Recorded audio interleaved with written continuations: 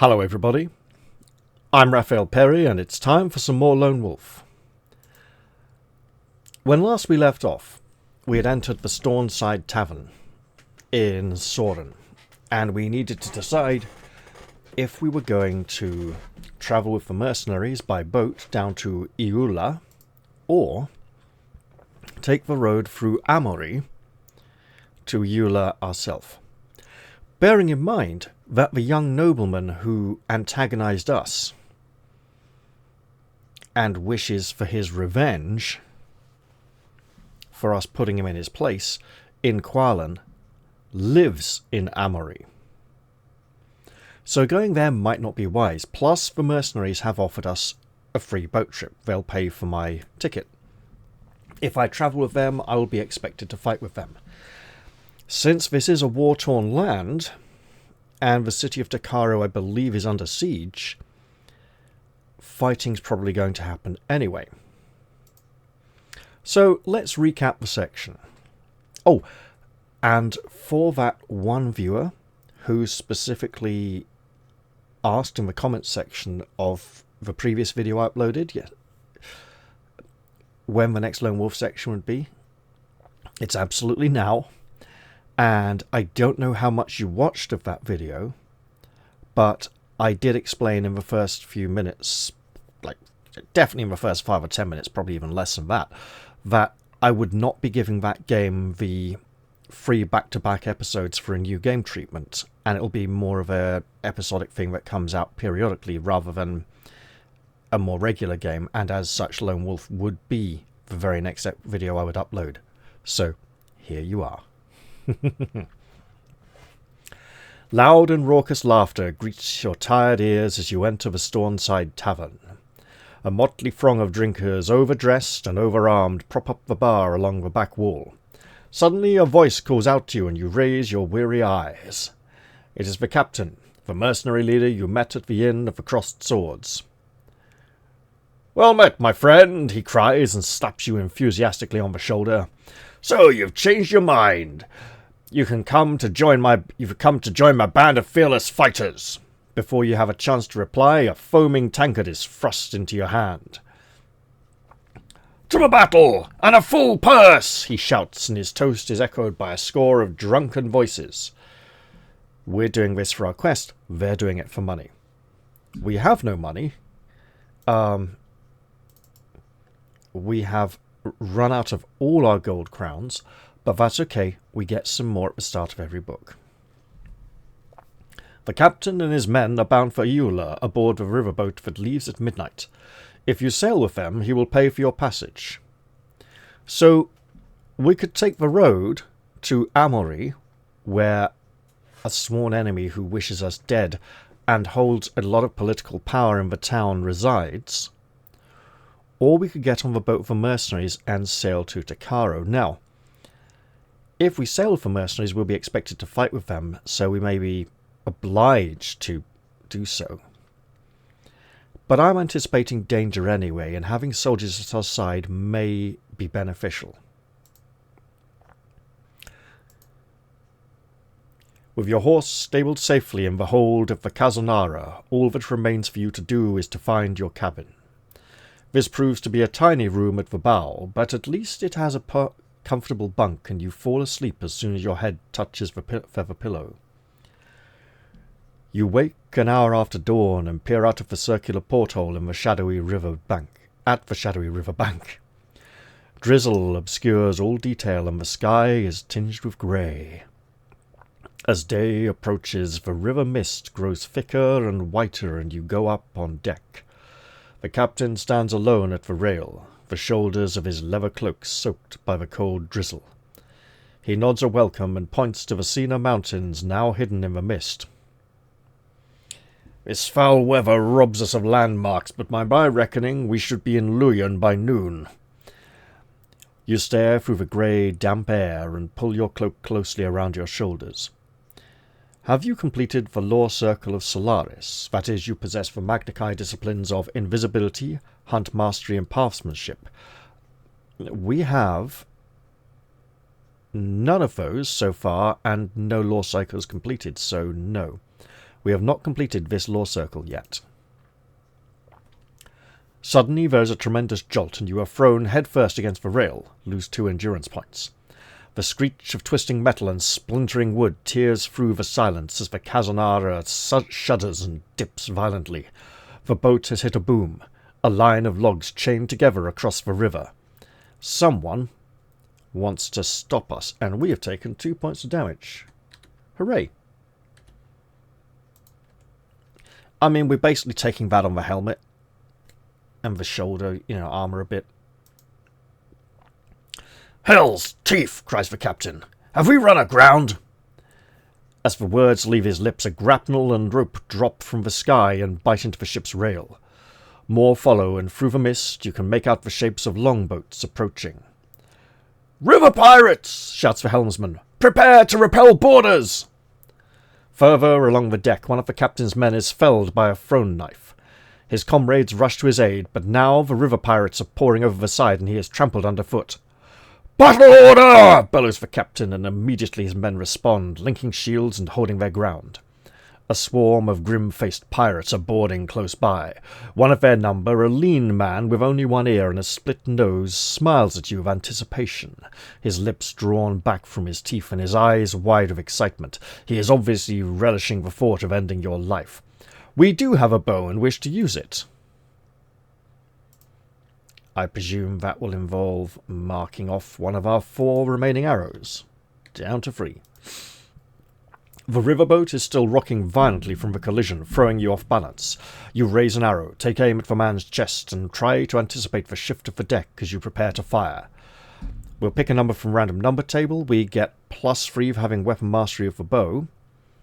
We do not have hunt mastery for an extra 1, but we do have the silver bow of Duodon, which gives us an extra +3, so we've got pretty good odds here. I shouldn't have said that. Don't want to jinx it. So we get a D10 +6. This is where I found out I only needed a 5 to hit. Well, we rolled a 2, granting us a total of 8. We did need a 6 or higher to hit, so we needed to not even roll. He screams and falls with the arrow embedded so deeply in his chest that only its feathered flights can be seen. His comrades freeze in their tracks, their eyes wide with fear. As you move forward, they scatter and run. Leaping over the dead bodies, you fight your way across the deck to where the captain is in combat with 5 pirates. Bloody hell, it looks like he's taking care of one of them. He looks like a cyclops, doesn't he, in this picture? His eye is so far forwards, the shadow makes his cheekbone look further back, and the nostril as well, which gives the impression that the eye is really far forwards, on the bridge of the nose instead of to the side. And he's taken one on the vambrace there. A bracer would be a little thing on the wrist. Vambrace goes from wrist to elbow, roughly. Greaves go on the shins. I can't remember what the upper arm or upper leg plates are called. But anyway, he's an experienced warrior. And he's got a flamberge sword as well, not a normal straight sword.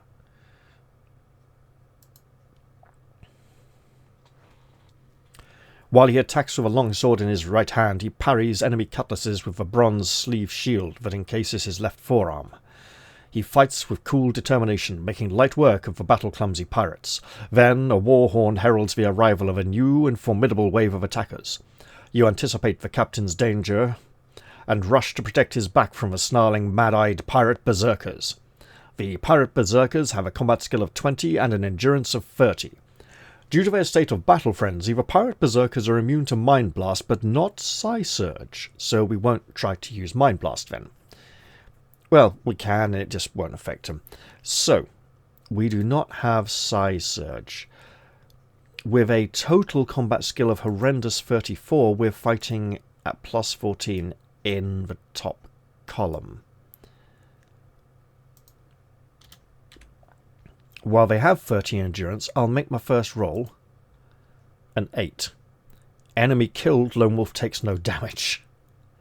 So, miraculously, using the bodies of the pirate berserkers to shield me from each of them, using them to intersperse, using my shield and armor, I managed to hack them all down.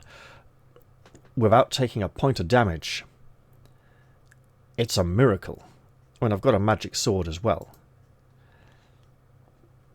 Non-combat section, I will restore 1 of the 2 lost points of endurance. I should have probably done that while I was shooting the guy anyway, but it's fine. I'll get the other one back next section. The tide of battle has turned in your favour.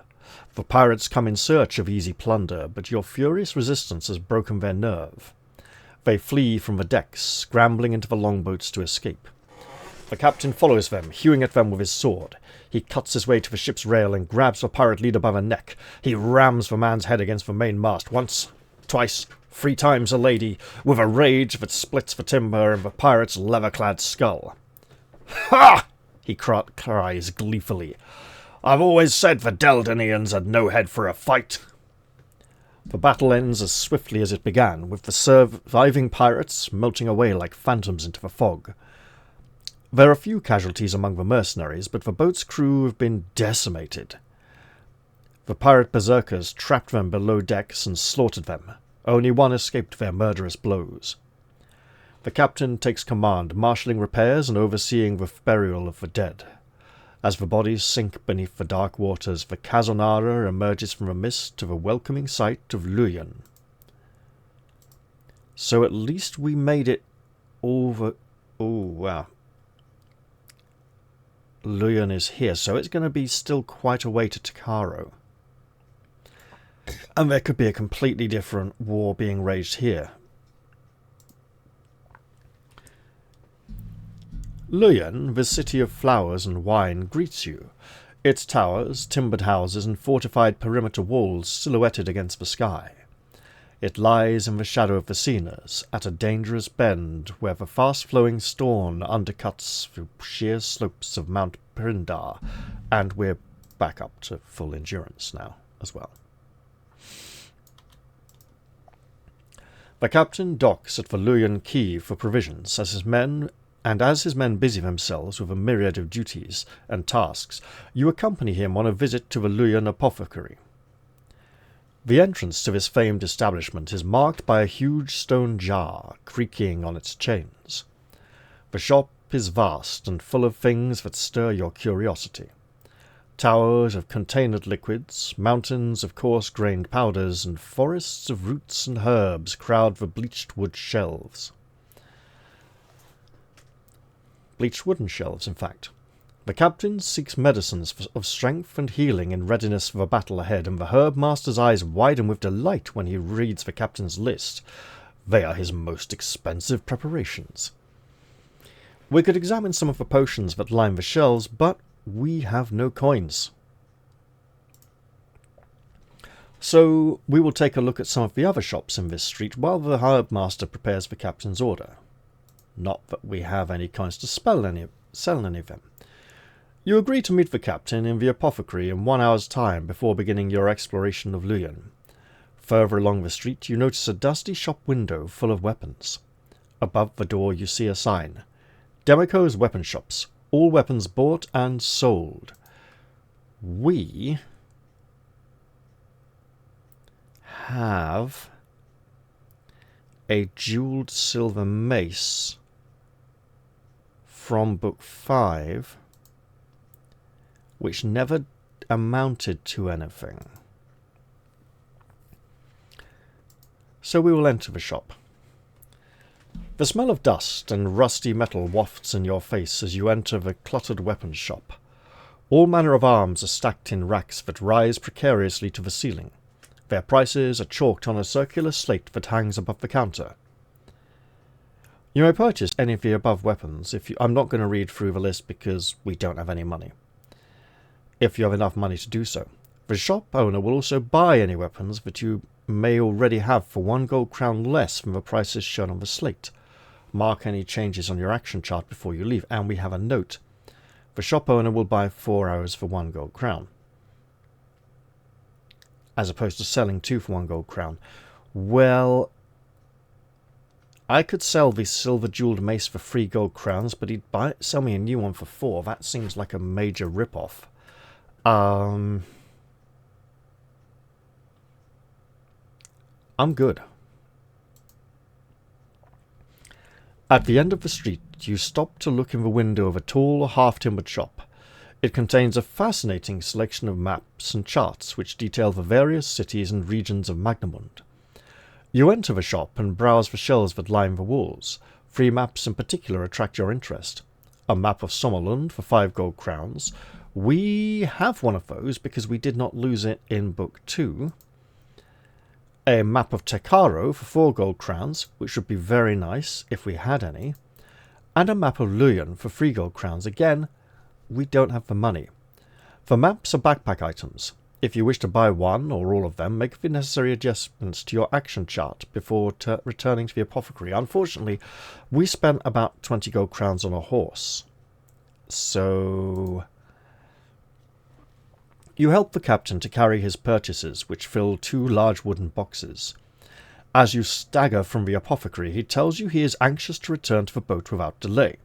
His men are good soldiers, but poor sailors. He fears that without his watchful eye and stern command, they will forget their work and drink themselves into a stupor.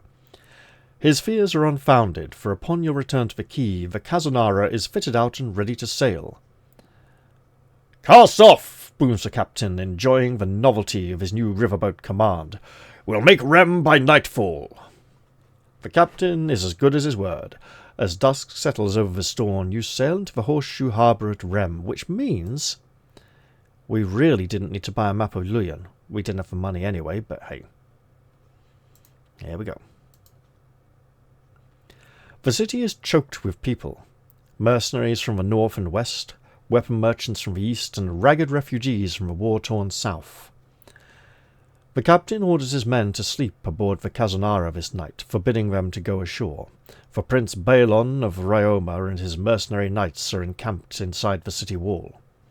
A bitter and long-standing rivalry exists between the 2 companies, and the captain wisely wishes to avoid any confrontation. Rumour has it that a number of the Stormland's most powerful princes are gathered in Rem to plot the defeat of the Slovians. However, the captain believes it is more likely that the robber barons are conspiring against each other to steal the riches of Tekaro for themselves. You set sail at first light, bidding farewell to the slender twin towers of the Rem citadel which overshadows the city quay. The Storm flows southwards, through the steep-sided fields of vines arranged in endless straight rows like the waves of a green sea. The weather is warm, and you spend the day on deck watching the traffic of refugees heading north along the highway, and the strange gigantic toads, the sloats, at work, pulling riverboats and barges upstream. It is late afternoon when you sight the town of Iula in the distance. You saddle your horse and shoulder your equipment as the Kazunara berths at the town's wooden pier. We did not purchase a riverboat ticket in Soren. I wasn't aware of an option to do so when I arrived there. We came with the mercenaries, and presumably if we did, he sensed at times can be decided to stay with the captain or to leave his company. Hang on, but we didn't buy a ticket. 290. So, because, right, I see. Because we did not buy a ticket, we do not get to choose to ride on to Tekaro alone. We stay with the company. You ride into Iula at the captain's side, his banner emblazoned with a flaming battle-axe fluttering overhead. The town has been turned into a huge army encampment. Its people have long since fled to the north, abandoning their homes and livestock to the gold-hungry soldiers. Men from a dozen nations rub shoulders with warriors of less than human origins, united by common greed. The captain turns to the south, where the highway is clogged with foot soldiers. As you catch your first glimpse of Tekaro burning beneath a pall of black smoke, your heart sinks. This is where the Lorestone lies, in a city under siege from an army of 10,000 fighting men. As you approach a tangle of siege works at the bank of the River Qual, the captain points to an encampment in a field to your left where a blue flag with a gold eagle flutters in the soot-laden air. "Prince Eowyn's standard," he says. "The time has come for us to meet our paymaster." We can decide that this is our time to leave the mercenaries or go with him to meet the paymaster, and we might actually get paid. So we'll do that. Prince Eowyn holds a conference of war. An hour passes before the captain returns to the company, and his news is greeted with mixed feelings by his travel-weary men. "We ride into battle tonight," he says, his voice firm and unwavering. "We are to lead an attack across the Takaro Bridge to break the city gate, which is greatly weakened at the moment. We must attack tonight if the enemy are to be prevented from making good their repairs." Many of his men, battle-hardened veterans of countless wars, cannot hide their fear that the attack is suicidal. The gate is heavily defended by archers and cannot be taken without a great loss of life. "Each man will be paid 1,000 crowns, says the captain, hoping to change their minds with the promise of gold, but few are impressed, because few will live. What use is gold to them if they are killed in the assault? That, 1,000 crowns, that's an obvious death trap. That's they're not planning on paying you amount. "Those who wish to fight can stand at my side," he bellows, his steely blue eyes blazing with anger. "Those who will not fight can go." "We can stay with the captain and assault the gate. Look, we can only carry 50 gold crowns. We're not allowed, so what are we going to do with 1,000 apart from help rebuild the Kai monastery? Our quest is more important than money. Let's take our leave of the company. The experienced soldiers know this is a suicidal attack. The captain knows this is a suicidal attack, but he's trying to encourage them to go with him. He's contractually obliged or has been persuaded to make this attack. This attack is probably a distraction so that the prince can target another part of the town. Try and knock down a tower with siege engines, for example. Or it really is a desperate attack to prevent the enemy from making their repairs so that the artillery bombardment can begin in the morning. Let's take our leave of them. You ride along a muddy path running the length of a ridge that overlooks a great stone bridge. High stone walls and a fortified gatehouse rise steeply from the riverbank, and the only access to the city is across the bridge. You stare at the battlements of Takaro with growing despair, for they bristle with archers and cauldrons of molten lead. The burnt-out hulks of siege towers, and the bodies of dead soldiers lie strewn in heaps before the battered city gate. From where you are, you can see the cathedral spire silhouetted in the glow of innumerable fires in the centre of Takaro. If it were not for this accursed war, you would be in the crypt in less than an hour. You see that before you the path dips steeply towards a line of tents erected behind a wall of earth and logs. They overflow with the wounded from countless assaults across the bridge. We do have the Magnakai discipline of curing, so we shall stop and help the wounded men. The conditions inside the tent are appalling. Badly wounded men lie in the muddy ground with nothing but rags to dress their injuries. Many are without boots, which have been stolen by their treacherous comrades, who have taken advantage of their helplessness. One such man is cutting the purse from an unconscious soldier when you enter the hut. He leaps to his feet and attacks you with a curved knife. He's got a combat skill of 16. Mate, he is so dead. I mean, I'll roll it, just in case I need to track his endurance. A 10. Enemy killed, Lone Wolf takes no damage. We cut him down before he even gets into weapon reach of that knife of his. Prizing the pouch from the thief's hand, you return it to the pocket of the unconscious soldier. Many of the wounded men witness what you have done, and from that moment you become a hero in their eyes. Your use of the Magnakai discipline of curing to heal many of their wounds strengthens their esteem and devotion, and they pledge themselves to help you in any way they can. We will ask them if there is any way of getting into Takaro undetected. Some of the men laugh and look at you as though you are crazy, but one man calls you over to his side and hands you a leather tube. "It's a map of Takaro," he whispers painfully. I don't know how you can enter the city, but if you do find a way, this map may be of use." You thank the injured man and leave the tent. Unless you already possess a map of Takaro, you may keep this map, which we didn't pay for back in Luyan. It's a backpack item, so do we have to... No, we had a meal earlier, so... It's interesting that this map is a backpack item, and every other map we've encountered so far has not been. We also probably won't need it after this book.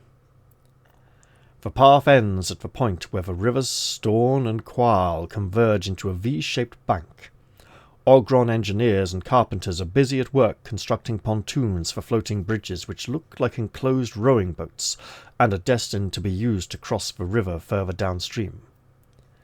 Staring out across the water, you notice a dark shadow like the entrance of a cave at the base of the city wall. After concentrating for a few moments, you find you can make out a dull crisscross of metal bars. It is a sewer outfall. We will ask the blue-skinned Ogrons what they know about the sewer outfall. "You're looking at the hellhole," says an Ogron. "When the siege began, Prince Erwin sent 10 humans in there to find out where it leads. When they never came back, he sent 10 Ogrons in. Ain't seen none of them since." So the Ogrons are like blue-skinned ogres. Another Ogron, who is splitting a log with his bare hands, overhears the conversation. "We've heard noises in the hellhole late at night," he says slyly. "Horrible noises." He draws a fat finger across his blue-black throat before returning to his work. We can ask the Ogrons if we can use one of their pontoons to row across to the hellhole, or we could swim. If we swim, we may lose some of our provisions. Wait, we still got the crystal prism from book 3. We don't need that anymore, do we? Oh no, it came in very, very useful in book 5, mind you. They will not let you touch any of the pontoons. If any go missing, they will each receive 100 lashes as punishment for their negligence. They keep a watchful eye on you until you leave the camp, in case you try to steal one. As it is now impossible to take one of the pontoons, you resign yourself to a long, cold swim. The water is freezing cold. It saps your strength, and you find it increasingly harder to swim against the strong, converging river currents. Eventually, you reach the rocky bank and stagger ashore near the sewer outfall. Unless you have the Kai discipline of Nexus, you lose 1 endurance point due to the cold, but we turn to section 249 and get it straight right back. There is a gaping hole in the crisscross bars, large enough for you to pass through with ease. The fetid water that is combed by this grill contains all manner of filth, a veritable feast for rats and vermin. However, as you wade deeper into the tunnel, you gradually realize that the sewer is completely free of rats, and, in fact, seems to be totally devoid of all life. Circular chutes appear at regular intervals in the tiled ceiling, but they are far too small and slippery to climb. 15 minutes after entering the sewer, you arrive at a major junction where 2 new channels flow into the main course. We can continue ahead. We can turn left, turn right, or consult our map of Takaro.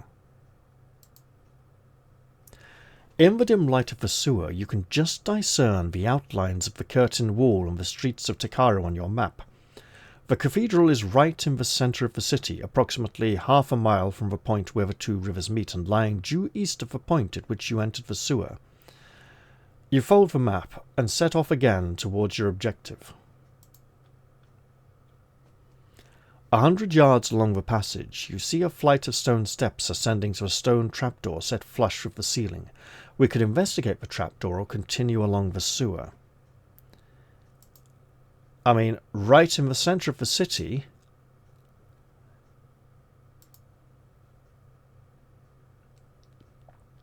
we've walked 15 minutes in. In a sewer, we're probably not going full speed. I suspect we're not at the middle of the city yet, but we could go investigate the trapdoor and hope we don't die.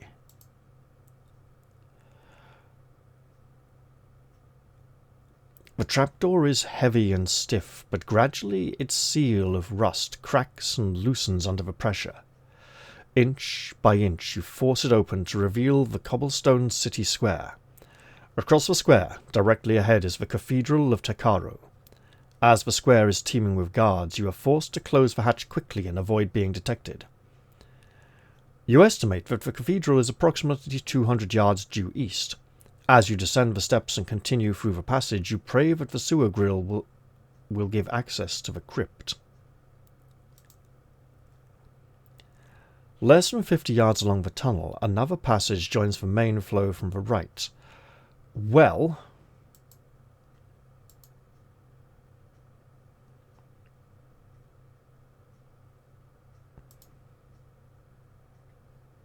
"200 yards due east. We've been heading east, so to the right is south. That's the wrong way. And Fighting Fantasy rule, right or straight ahead, we go straight ahead."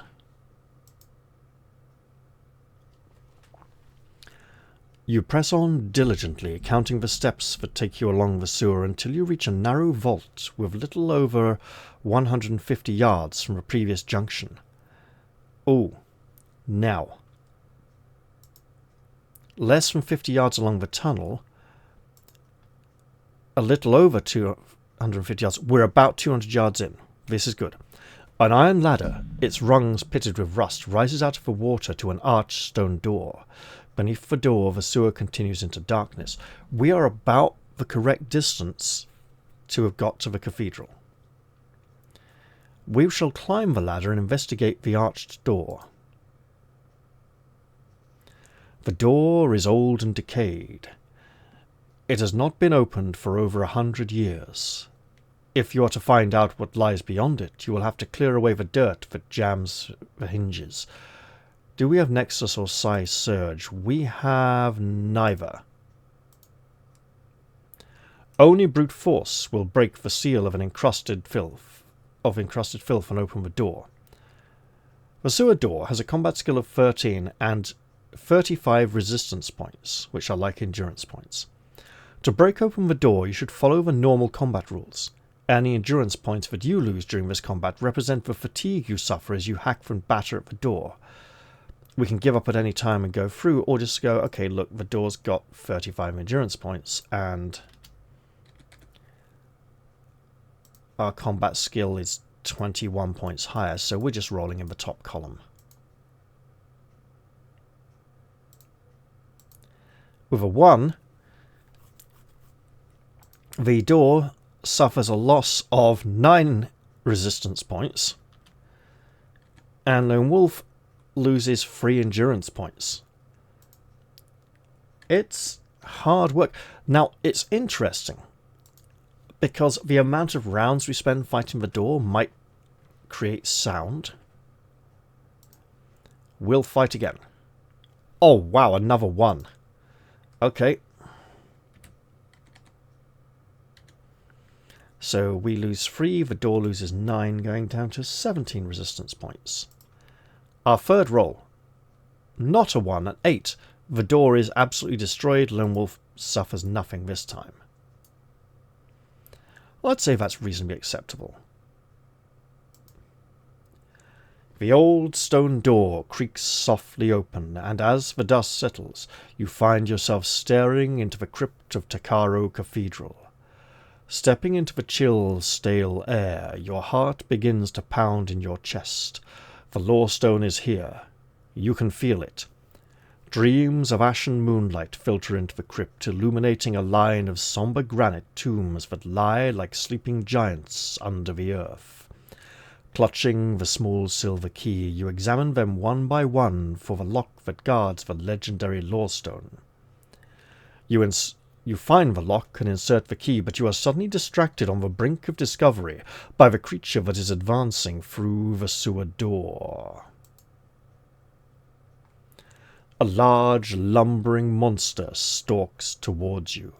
It is over 10 feet high, with thick, twisted, hairy limbs and 8-fingered hands tipped by razor-sharp talons.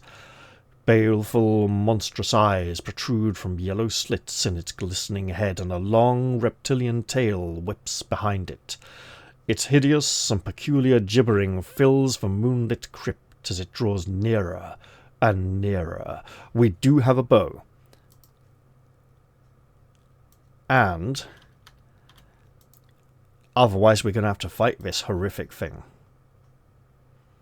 The bow currently has a quiver of... So I'm going to mark off an arrow now. And just remember, we're adding like +6 to this roll anyway. Trembling in fear, you draw the bowstring and fire. The arrow glances off its armoured head and shatters against the crypt wall. There is no time for a second shot. You shoulder your bow and prepare for close combat as the creature moves in to strike.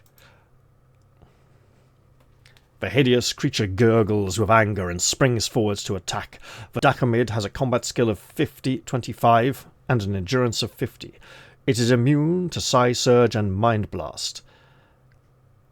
We don't have to kill it, which could ironically happen if we roll very well. So with a 25, we're at +9, which is pretty bloody good, to be honest. Again, it feels like we are trivializing the... Okay, at 5. Lone Wolf suffers 2 endurance points, and the Dakamid loses 12. Oh, did I? Door. Right. 1, 2, 3. 3 since the door. So we are back up on 25 endurance points. So we lose 2, was it? It was. And the Dakamid is down to 38. What a truly horrible creature. A 10. Enemy killed. Lone Wolf takes no damage. Except, do not continue combat, but instead turn to 310. The crypt floor is crawling with the severed remains of the monster, which still writhe blindly forward with maniacal intent. Spider-like, a severed hand climbs your leg and embeds its talons in your flesh. Lose 2 endurance points, but we got 1 back because technically this is not a combat section. So we go to 24 and 22. As you fight to free yourself from its vice-like grip, the torn pieces of the Dakamid's body gather themselves together for another attack. We can leap forward and strike the creature before it is completely reformed, or unlock the tomb and retrieve the Lorestone. I'm going with that option, in the hope the power of the Lorestone utterly obliterates it, and we don't. Because otherwise we're just stuck fighting this thing forever and it'll keep reforming. As the door creaks open, a sun-like radiance pours from the tomb and floods the crypt with golden light, its searing intensity paralyzing the Dakamid. You grasp the Lorestone and your senses reel with newfound wisdom and strength. Instinctively you raise your weapon and strike the monster at the base of its hideous skull. It shrieks and dies instantly. Remember to erase the small silver key from your action chart. I shall do that because we'll finally get to remove an item from the growing list of things that we bear. Before your eyes, the Dakamid's skin ripples as if a wave were washing beneath its skin. Suddenly, a crisscross of wrinkles appears and layers of transparent bone peel and fall from its shell-like skull. Its body becomes hunched, shrinking and folding by the second, until all that is left is a film of dust on the floor of the crypt. Time has at last caught up with this ancient horror.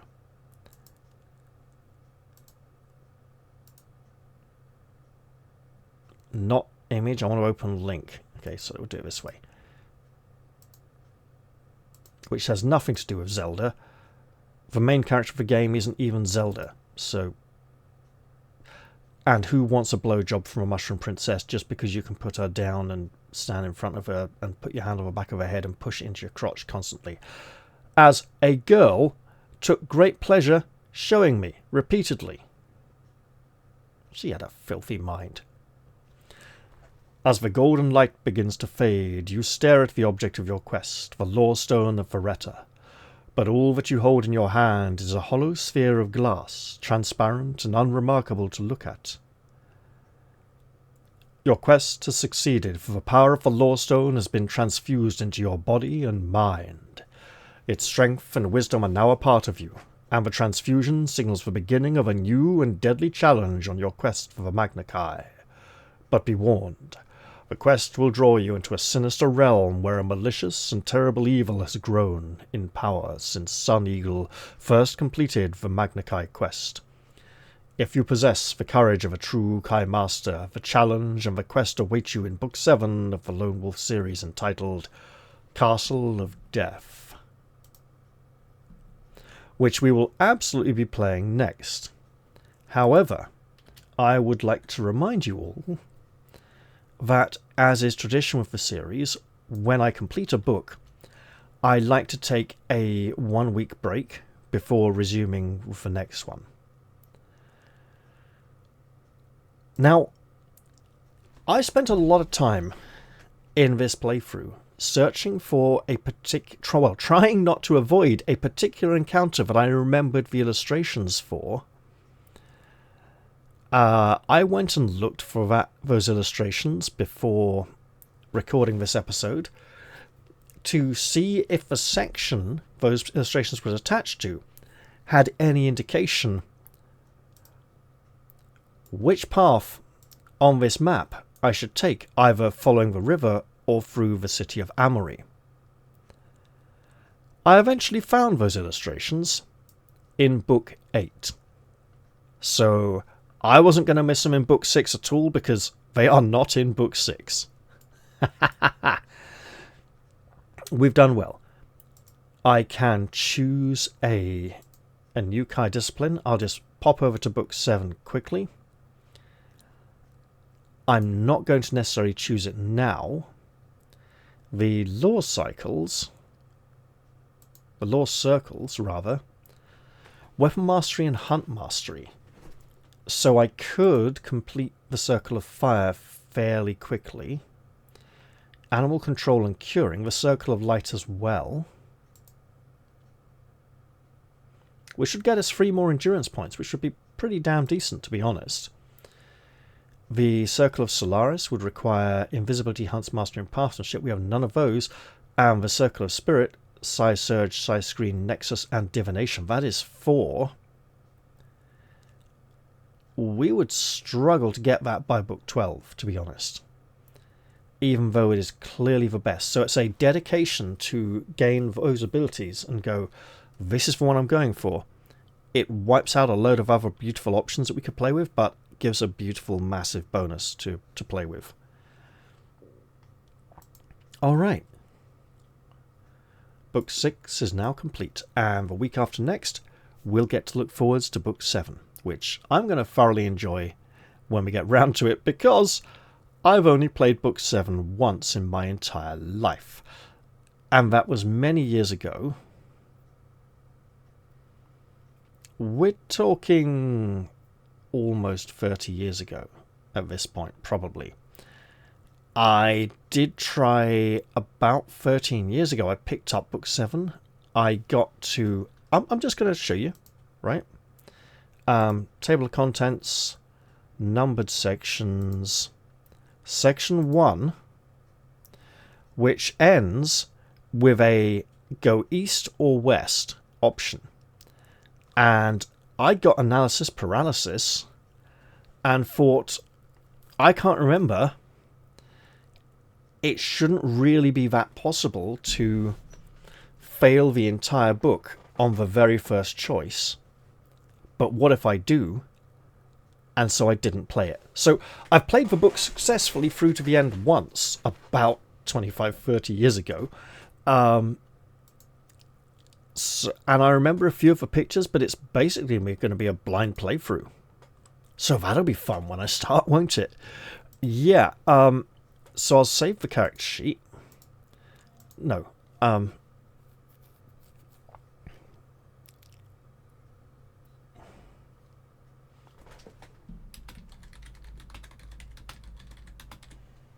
make a note to myself there that I get to add a discipline.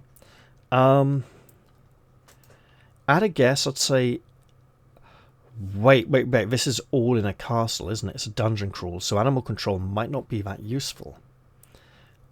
Invisibility, hunt mastery might be very tempting. I'll have to give it some thought.